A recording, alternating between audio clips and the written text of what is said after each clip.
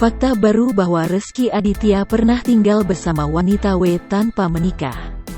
Perseteruan Rezky Aditya dan wanita W masih berlanjut hingga pihak wanita W akan gugat Rezky Aditya.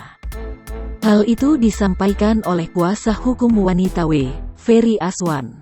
Keduanya bertemu saat Rezky Aditya ingin membeli rumah di kawasan Pejaten, Jakarta Selatan. Ternyata rumah yang akan dibeli Rezky adalah milik W. Setelah bertemu, keduanya memutuskan untuk menjalin hubungan di 2012.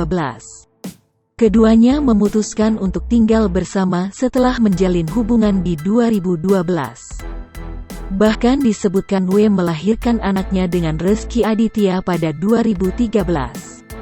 Sebelumnya, wanita berinisial W ungkap jika Rezky Aditya sempat menemani sebuah hati yang baru lahir hingga 1 tahun. Hal ini diungkapkan oleh Ferry Aswan selaku kuasa hukum W yang mengaku pernah hidup bersama dengan Rezky Aditya.